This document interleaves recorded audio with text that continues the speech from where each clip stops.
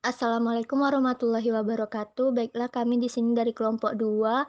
Sebelumnya, berterima kasih kepada Ibu Apoteker Mira Febrina Magister Sains, di mana telah memberikan kami waktu untuk mempresentasikan hasil diskusi kami mengenai obat-obat yang terkait tentang sistem kardiovaskular.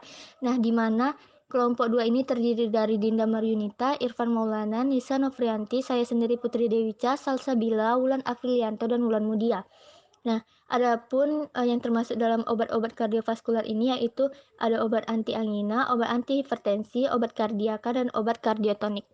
Nah, untuk obat anti angina, dari penggolongan obat ini yaitu terdapat nitrat organik, di mana mekanisme kerjanya merupakan prodrug yaitu menjadi lebih aktif setelah dimetabolisme dan mengeluarkan nitrogen monoksida.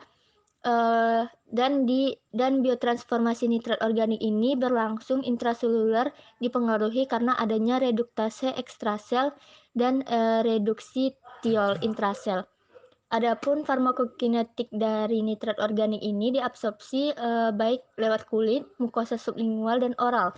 Nah, metabolisme obat ini dilakukan oleh nitrat reduktase di dalam hati yang mengubah nitrat organik larut lemak menjadi metabolitnya yang larut air, sehingga menjadi tidak aktif atau memiliki efek vasodilatasi yang lemah. Farmakodinamik dari penggolongan obat ini yaitu efek kardiovaskularnya, nitrat organik itu menurunkan kebutuhan, kemudian meningkatkan suplai oksigen dengan cara mempengaruhi tonus dari vaskular. Nah, indikasinya itu sebagai angina pectoris, infak jantung, dan gagal jantung kongestif. Adapun kontraindikasi dari penggolongan obat ini yaitu pasien yang mendapat sildenafil. Efek sampingnya yaitu berhubungan dengan efek vasodilatasinya. Adapun dosis dari penggolongan obat ini, sediaan dari nitrat kerjanya singkat, yaitu ada amil nitrit inhalasi, dosisnya 0,18 sampai 0,3 mili, lama kerjanya 3 sampai 5 menit. Preparat sublingual itu dan ada juga preparat sublingual. Kemudian nitrogliserin itu dosisnya 0,15 sampai 0,6 mg, lama kerjanya 10 sampai 30 menit. ISDN 2,5 sampai 5 mg 10 sampai 60 menit. Eritril tetranitrat 5 sampai 10 mg. Kemudian ada nitrat yang kerja lama yaitu preparat oral termasuk isosorbit dinitrat biasa 10 sampai 60 mg 4 sampai 6 jam, ISDN lepas lambat 20 sampai 80 mg 12 sampai 24 jam, ISDN biasa 20 mg 6 sampai 10 jam, ISDN lepas lambat 30 sampai 240 mg 24 jam, nitrogliserin lepas lambat 6,5 sampai 13 mg 6 sampai 8 jam, eritritol tetranitrat 10 mg, pentaeritritol tetranitrat 10 sampai 20 mg 4 sampai 6 jam. Kemudian ada preparat salep itu obatnya yaitu nitrogliserin 2%, 4 sampai 6 jam, preparat transdermal nitrogliserin lepas lambat 10 sampai 25 mg 8 sampai 10 jam, preparat lepas lambat bukal nitrogliserin 1 sampai 2 mg 3 sampai 6 jam, intravena nitrogliserin 5 sampai 10 mikrogram per menit. Untuk penjelasan selanjutnya akan dijelaskan oleh penyaji selanjutnya. Terima kasih. Baiklah, saya Nisana Priyanti, NIM 2001068, akan melanjutkan penjelasan dari penyaji sebelumnya, yaitu mengenai penghambat adrenoreseptor B blocker. Mekanisme kerja B blocker menurunkan kebutuhan oksigen otot jantung dengan cara menurunkan frekuensi denyut jantung, tekanan darah, dan kontraktilitas. Indikasinya yang pertama yaitu pengobatan serangan angina tidak stabil, infak jantung, angina stabil kronik. Kontraindikasinya yang pertama yaitu hipotensi, bradikardia simptomatik, blok AV derajat 2-3, gagal jantung kongestif, eksaserbasi serangan asma, diabetes mellitus dengan episode hipoglikemi. Selanjutnya yaitu farmakokinetik, farmakodinamik, dan dosis dari obat acebutolol. Kelarutan dalam lemaknya rendah, mengeliminasi di hati dengan dosis 200-60 mg 2 kali sehari. Yang kedua yaitu atenolol, kelarutan dalam lemaknya rendah, dieliminasi di ginjal dengan dosis antianginanya 50-100 mg. Selanjutnya yaitu labetalol, kelarutan dalam lemaknya rendah, dieliminasi di hati dengan dosis 100 sampai 600 mg per hari.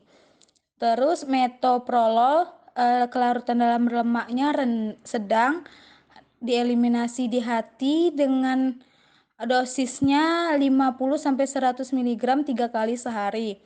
Selanjutnya yaitu nadolol, kelarutan dalam lemaknya rendah, dieliminasi di ginjal dengan dosis 40 sampai 80 mg per hari. Selanjutnya penbutol dengan kelarutan dalam lemaknya tinggi, dieliminasi di hati dengan dosisnya 20 mg per hari. Selanjutnya yaitu propanolol dengan kelarutan dalam lemaknya tinggi, dieliminasi di hati dengan dosis 60 mg 4 kali sehari. Selanjutnya efek samping dari obat di atas yang pertama yaitu terhadap sistem saraf otonom, menurunkan konduksi dan kontraksi jantung sehingga dapat terjadi bradikadia dan blok AV. Yang kedua, B blocker dapat memperburuk penyakit Raynaud. Yang ketiga, B blocker dapat mencetuskan bronkospasme pada pasien dengan penyakit paru. Yang terakhir yaitu B blocker dapat menurunkan kadar HDL dan meningkatkan trigliserida. Penghambat kanal, mekanisme kerja dan farmakodinamiknya yaitu pada otot jantung dan otot polos vaskular Ca+, terutama berperan dalam peristiwa kontraksi. Farmakokinetiknya yaitu walaupun absorpsi per oral hampir sempurna, tetapi bioavailabilitasnya berkurang karena metabolisme lintas pertama dalam hati. Indikasinya tuh angina varian, angina stabil kronik, angina tidak stabil, aritmia, hipertensi, kardiomiopati, hipertrofik, penyakit Raynaud, dan spasme cerebral. Kontraindikasinya yaitu aritmia karena konduksi antegrad seperti sindrom Wolff-Parkinson, White atau fibrilasi atrium. Efek sampingnya yaitu efek samping yang ditimbulkan salah satunya adalah vasodilatasi berlebihan. Sekian penjelasan saya. Baiklah, selanjutnya saya Ulan Mudia dengan NIM 2001087 akan membahas tentang terapi kombinasi. Terapi kombinasi menjadi beberapa yang antara lain yaitu nitrat organik dan beta blocker. Kombinasi ini meningkatkan aktivitas terapi pada angina stabil kronik. Selanjutnya yaitu ada penghambat kanal kalsium dan beta blocker. Bila efek nitrat organik atau beta blocker kurang memadai, maka kadang perlu ditambahkan penghambat kanal kalsium, terutama bila terdapat vasospasme koroner. Selanjutnya yaitu ada penghambat kanal kalsium dan nitrat organik. Kombinasi ini bersifat aditif, karena penghambat kalsium mengurangi beban hilir, sedangkan nitrat organik mengurangi beban hulu. Selanjutnya yaitu ada kombinasi penghambat kanal kalsium, beta blocker, dan nitrat organik. Digunakan apabila serangan angina tidak membaik pada pemberian kombinasi 2 macam anti-angina, maka dapat diberikan kombinasi 3 jenis obat. Terapi kejadian efek samping akan meningkatkan secara bermakna. Selanjutnya yaitu ada obat antihipertensi. Obat antihipertensi atau disebut diuretik. Diuretik bekerja meningkatkan ekskresi natrium, air, dan klorida, sehingga menurunkan volume darah dan cairan ekstraseluler. Golongan yang pertama itu ada golongan tiazid. Golongan obat hidroklorotiazid, benroflumethiazid, klorotiazid, dan diuretik lain yang memiliki gugus aryl sulfonamida atau indapamid dan chlorthalidone. Mekanisme kerjanya yaitu menghambat transport bersama atau simport NaCl di tubulus distal ginjal, sehingga ekskresi Na+ dan NaCl- meningkat. Hidroklorotiazid atau sering disebut dengan HCT merupakan prototipe golongan tiazid dan dianjurkan untuk sebagian besar kasus hipertensi ringan dan sedang dalam kombinasi dengan berbagai antihipertensi lain. Indapamid memiliki kelebihan karena efektif pada pasien gangguan fungsi ginjal, bersifat netral pada pasien pada metabolisme lemak, dan efektif mengekresi hipertrofi ventrikal. Masa kerja, benroflumethiazid memiliki waktu paruh 3 jam, hidroklorothiazid 10-12 jam, dan indapamid 15-16 jam. Kontraindikasinya antara lain yaitu gangguan fungsi ginjal. Kemudian Baiklah, berikutnya itu diuretik kuat atau loop diuretik atau Schelling diuretik. Furosemid, torasemid, bumetanid, dan asam etakrinat. Mekanisme kerjanya itu diuretik kuat bekerja di ansa Henle ascendens bagian epitel lebal dengan cara menghambat kontrasport Na+, K+, Cl- dan menghambat resorpsi air dan elektrolit. Farmakodinamikanya itu waktu paruh diuretik kuat umumnya pendek sehingga diperlukan pemberian 2 atau 3 kali sehari. Indikasinya itu pasien hipertensi dengan gangguan fungsi ginjal atau kreatin serum lebih dari 2,5 mg atau DL. Efek sampingnya itu menimbulkan hiperkalsiura dan menurunkan kalsium darah. Diuretik hemat kalium, amyloid, triamteren, dan spironolakton. Indikasinya itu terapi hipertensi. Kontraindikasinya itu penggunaan harus dihindarkan bila kreatinin serum lebih dari 2,5 mg. Kemudian itu gagal ginjal. Efek sampingnya itu menimbulkan hiperkalemia pada pasien gagal ginjal atau bila dikombinasi dengan menghambat AC, ARB, B blocker, AINS, atau dengan suplemen kalium. Berikutnya itu penggunaan harus dihindarkan bila kreatinin serum lebih dari 2,5 mg. Spironolakton penyebab ginekomastia, mastodynia, gangguan menstruasi, dan penurunan libido pada pria. Berikutnya itu interaksi. Pertama itu pemberian kortikosteroid agonis B2 dan amfoterisin B memperkuat efek hipokalemia diuretik. Kemudian diuretik tambah quinidin menyebabkan aritmia vertikal polimorfik. Berikutnya AINS mengurangi efek hipertensi diuretik karena menghambat sintesis prostaglandin di ginjal. Kemudian AINS itu menghambat ACE, dan B blocker dapat menyebabkan risiko hiperkalemia bila diberikan bersama diuretik hemat kalium. Berikutnya itu penyengkat reseptor beta adrenergik atau B blocker. Indikasinya itu hipertensi ringan sampai sedang terutama pada pasien dengan penyakit jantung koroner, khususnya sesudah infak miokard akut. Pasien dengan aritmia suraventrikal dan ventrikel tanpa kelainan kondusif, pada pasien muda dengan sirkulasi hiperdinamik, dan pada pasien yang memerlukan antidepresan trisiklik atau antipsikotik. Efek sampingnya itu bradikardia, blokade AV, hambatan nodus SA, dan penurunan kekuatan kontraksi miokard. Kontraindikasinya itu pada keadaan bradikardia, blokade AV derajat 2 dan derajat 3, sick sinus syndrome, dan gagal jantung yang belum stabil. Kemudian itu penghambat adrenoreseptor alfa atau A blocker. Indikasinya itu hipertensi dengan dislipidemia atau diabetes mellitus, hipertrofi prostat. Kemudian itu efek sampingnya hipotensi ortostatik sering terjadi pada pemberian dosis awal atau pada peningkatan dosis. Fenomena dosis pertama, pasien dengan depresi cairan atau dehidrasi atau puasa dan usia lanjut lebih mudah mengalami fenomena dosis pertama ini. Gejalanya pusing sampai sinkop, sakit kepala, palpitasi, edema perifer, hidung tersumbat, mual, dan lain-lain. Kemudian adrenolitik sentral, metildopa. Mekanisme kerjanya itu dalam SSP menggantikan kedudukan DOPA atau dopa dalam sintetis katekolamin dengan hasil akhir alfa metilnorepinefrin. Stimulasi reseptor A2 di sentra mengurangi sinyal simpatis ke perifer. Indikasinya itu obat antihipertensi tahap kedua, efektif bila dikombinasikan dengan diuretik. Dapat digunakan untuk menghambat hipertensi pada kehamilan. Farmakokinetiknya absorpsi melalui saluran cerna bervariasi dan tidak lengkap.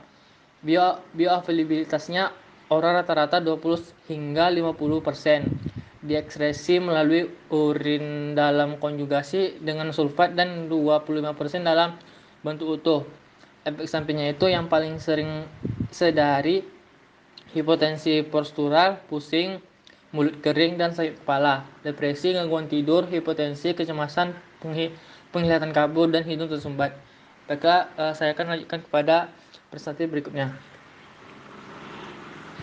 Baiklah, selanjutnya itu ada klonidin, yaitu farmakokinetiknya adalah absorpsi oral berlangsung cepat dan lengkap dengan bioavailabilitas mencapai 95%. Sedangkan indikasinya itu sebagai obat kedua atau ketiga bila penurunan diuretik belum optimal, untuk beberapa hipertensi darurat, serta untuk diagnostik pheochromocytoma.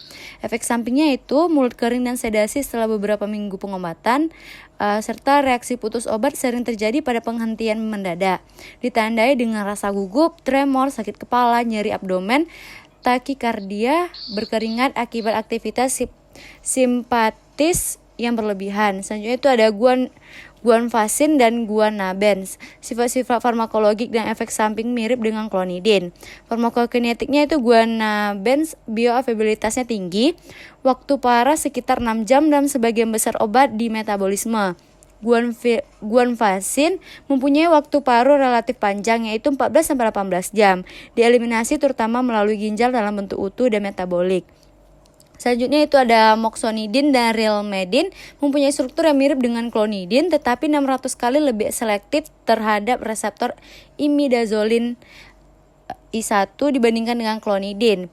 Terus dia penghambat saraf energik, yaitu ada reserpin, guanetidin, guanadrel. Selanjutnya itu ada reserpin. Mekanisme kerjanya itu menghambat sistem saraf simpatis.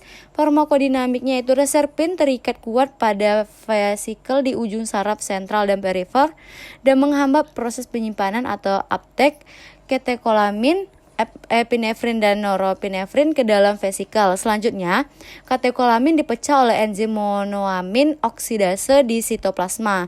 Proses yang sama juga terjadi untuk 5-hidroksitriptamin atau serotonin. Kontraindikasinya itu reserpin tidak dianjurkan dengan riwayat depresi. Efek sampingnya itu SSP bersifat sentral seperti letargin, mimpi buruk, depresi mental, mengakibatkan penurunan curah jantung dan resistensi perifer. Pada sistem kardiovaskular dapat terjadi bradikardia, hipotensi ortostatik. Efek samping lain itu ada kongesti nasal, hiperasiditas lambung, dan eksaserbasi ulkus peptikum serta muntah. Gangguan fungsi seksualnya itu penurunan libido, impotensi, dan gangguan ejakulasi, serta meningkatkan motilitas dan tonus saluran pencernaan sehingga tidak boleh diberikan pada pasien kolitis ulceratif. Selanjutnya itu ada guanetidin dan guanadrel, itu mekanisme kerjanya bekerja pada neuron adrenergic perifer. Guanetidin menurunkan tekanan darah dengan cara menurunkan curah jantung dan resistensi perifer. Efek venodilator yang kuat dari obat ini disertai terhambatnya refleks kompensasi simpatis. Indikasinya itu guanetidin digunakan untuk hipertensi berat yang tidak responsif dengan obat lain. Efek sampingnya itu hipotensi ortostatik atau diare. Selanjutnya itu ada penghambat ganglion, yaitu ada trimetafan. Indikasinya hipertensi darurat terutama aneurisma aorta disekan akut menghasilkan hipotensi yang terkendali selama operasi besar. Efek sampingnya itu ileus paralitik dan paralisis kandung kemih, mulut kering, penglihatan kabur, dan hipotensi ortostatik. Selain itu, trimetafan dapat menyebabkan pembebasan histamin dari sel mast sehingga dapat menimbulkan reaksi alergi. Baiklah, saya Ulan Afrilianto akan melanjutkan presentasi dari kawan saya. Obat kardiotonik. Inhibitor AC. Mekanismenya menghambat konversi angiotensin 1 menjadi angiotensin 2. Kebanyakan efek biologik angiotensin 2 diperantarai oleh reseptor angiotensin tipe 1. Stimulasi reseptor AT1 menyebabkan vasokonstriksi, stimulasi dan pelepasan aldosteron, peningkatan aktivitas simpatis dan hipertrofi miokard, Penghambat AC dengan mengurangi pembentukan angiotensin II akan menghambat aktivitas angiotensin II di reseptor AT1 maupun AT2 sehingga terjadi pengurangan hipertrofi miokard dan penurunan preload jantung yang akan menghambat progresi remodeling jantung. Di samping itu, penurunan aktivitas neurohormonal endogen akan mengurangi efek langsung dalam menstimulasi remodeling jantung. Enzim AC juga merupakan klinase 2, maka penghambat AC akan menghambat degradasi bradikinin sehingga kadar bradikinin yang terbentuk lokal di endotel vaskular akan meningkat. Bradikinin bekerja lokal pada reseptor BK2 di sel endotel dan menghasilkan NO dan prostacyclin. Keduanya merupakan vasodilator, antiagresi trombosit, dan antiproliferasi. Selanjutnya, kontraindikasi. Tidak dianjurkan untuk diberikan kepada wanita hamil dan menyusui, pasien dengan stenosis arteri ginjal bilateral, ataupun angiodema pada terapi dengan penghambat AC sebelumnya. Dosisnya harus selalu dimulai dengan dosis rendah dan dititrasi sampai dosis target. Dosis target adalah dosis pemeliharaan yang telah terbukti efektif untuk mengurangi mortalitas atau hospitalisasi dalam uji klinik yang besar. Selanjutnya, efek samping itu batuk, hipotensi, gangguan fungsi ginjal, hiperkalemia, dan angiodema. Selanjutnya, obat captopril dosis awal 6,25 mg, dosis pemeliharaannya 25-50, enalapril 2,5 mg sampai 10 sampai 20 mg untuk dosis pemeliharaan. Lisinopril dosis awal 2,5 mg, dosis pemeliharaan 5 sampai 20 mg. Ramipril dosis awal 1,25 mg, dosis pemeliharaan 2,5 sampai 5 mg. Trandolapril dosis awal 1 mg, dosis pemeliharaan 4 mg. Quinapril dosis awal 2,5 mg, dosis pemeliharaan 5 sampai 10 mg. Fasinapril dosis awal 5 sampai 10 mg, dosis pemeliharaan 20 sampai 40 mg. Perindopril dosis awal 2 mg, dosis pemeliharaan 4 mg. Selanjutnya, antagonis angiotensin II, AT1 blocker. Mekanisme kerja: menghambat aktivitas angiotensin II hanya di reseptor AT1 dan tidak di reseptor AT2, maka disebut juga AT1 blocker. Tidak adanya hambatan kinase 2 menyebabkan bradikinin dipecah menjadi kinin inaktif, sehingga vasodilator NO dan PGI2 tidak terbentuk. Dalam hal ini diduga mekanisme juga sama, yakni akumulasi bradikinin karena terjadinya reaksi saling antara penghambat AC dan AT1 blocker. Dosisnya: obat Candesartan dosis awalnya 4-8 mg, dosis maksimalnya 32 mg. Losartan dosis awal 25-50 mg, dosis maksimal 50-100 mg. Valsartan dosis awal 20-40 mg, dosis maksimal 160. Efek sampingnya pusing dan batuk kering. Selanjutnya, antagonis aldosteron. Mekanisme kerjanya: pada pasien gagal jantung, kadar plasma aldosteron meningkat. Bila sampai 20 kali kadar normal, aldosteron menyebabkan retensi dan air, serta dehidrasi K dan Mg, retensi Na dan air menyebabkan edema dan meningkatkan preload jantung. Aldosteron memacu remodeling dan disfungsi ventrikel melalui peningkatan preload dan efek langsung yang menyebabkan fibrosis miokard dan proliferasi fibroblasts. Karena itu, antagonisasi efek aldosteron akan mengurangi progresi remodeling jantung sehingga dapat mengurangi mortalitas dan morbiditas akibat gagal jantung. Pada saat ini ada dua antagonis aldosteron, ini spironolakton dan eplerenone. Selanjutnya dosis. Sebelum pemberian obat, periksa dulu kadar serum harus kurang lebih 5,0 mol dan kreatinin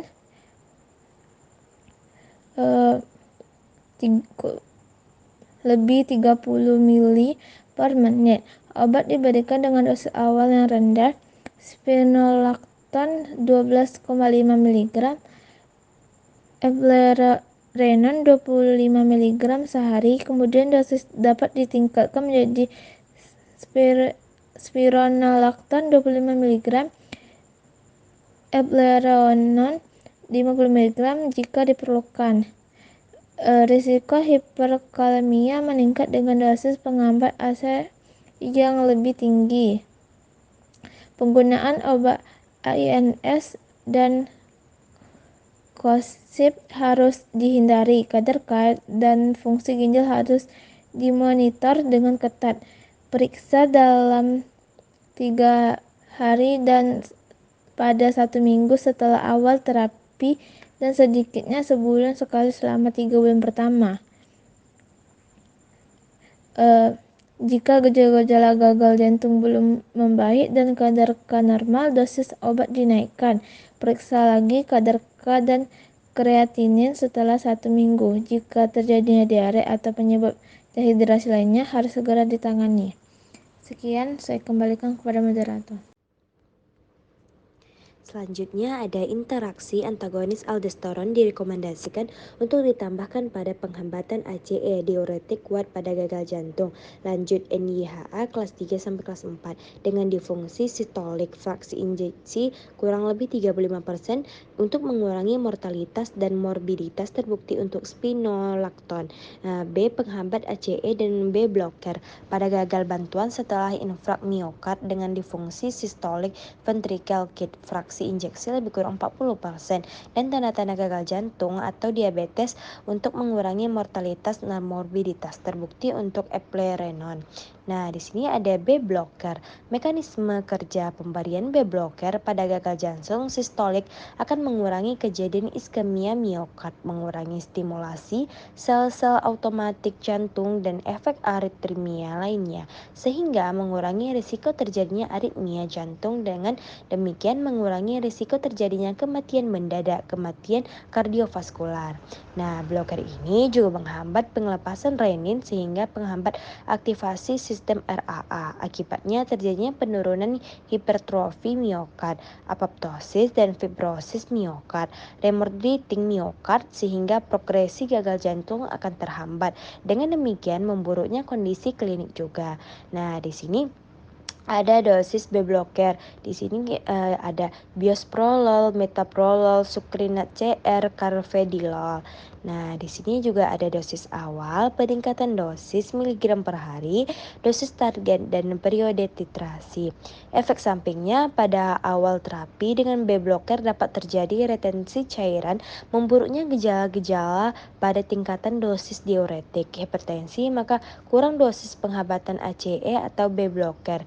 Brokardia, maka kurangi dosis B blocker. Rasa lelah, maka kurangi dosis B blocker. Nah, selanjutnya selanjutnya yaitu ada obat kardiaka.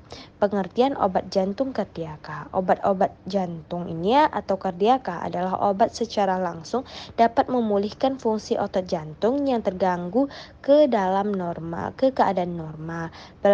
Penggolongan obat jantung berdasarkan efeknya atas jantung kardiaka dapat dibagi dalam 3 golongan, yaitu ada satu yaitu kardionika, glikosida jantung.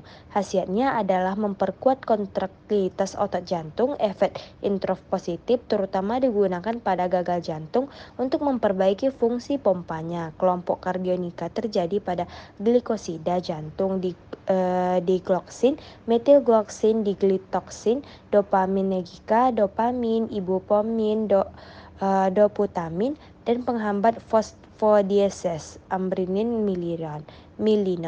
Glikosida jantung memiliki gugus gula khas. Pada struktur semua glikosida jantung mempunyai efek. Yang pertama itu meningkatkan kekuatan kontraksi otot jantung. Yang kedua ada penghambat frekuensi denyut jantung. Yang ketiga ada menekan hantaran rangsangan. Nah, macam-macam obat yang glikosida jantung itu ada digoksin. Digoksin ini meningkatkan influksi kalsium ke dalam sel-sel miokardial. Cara kerjanya, khasiat digoksin ini terpenting adalah efek inotrop positif, yakni memperkuat traksi jantung sehingga pukulan volume menit dan diuresis diperbesar. Nah, di sini ada efek yang tak diinginkan. Digoksin intraklisasi digitalis. Tanda-tanda toksisitas terjadi pada 10-25% pasien yang mendapat digitalis. Nah, selanjutnya yaitu ada digitoksin. Digitoksin ini mempunyai waktu paruh lebih panjang, lebih banyak diabsorpsi dari saluran cerna. Sedangkan digoksin tidak di metabolisme sama sekali. Mekanisme kerja dan efek yang diinginkan dengan digoksin, sedangkan indikasinya jarang digunakan karena waktu paruh panjang bila timbul toksisitas sulit mengeluarkan obat aktif dari tubuh. Berguna pada pasien dengan gagal ginjal karena tidak dapat. Nah, di sini ada nama generik, nama dagang, nama sediaan, ada nama pabriknya juga. Di sini yang pertama yaitu ada digoksin, B-metildigoksin. Selanjutnya yaitu ada mekanisme kerjanya. Losartan merupakan protipe obat golongan ARB yang selektif pada reseptor AT1. Farmakokinetiknya, losartan diabsorpsi dengan baik melalui saluran cerna dengan biofabilitasnya sekitar 33%. Indikasinya hipertensi renovaskular dan hipertensi generik. Selanjutnya ada kontradifikasi kehamilan pada trimester 2 dan 3. Wanita menyusui dan stenosis arteri renalis bilateral dan stenosis pada satu-satunya ginjal yang masih berfungsi.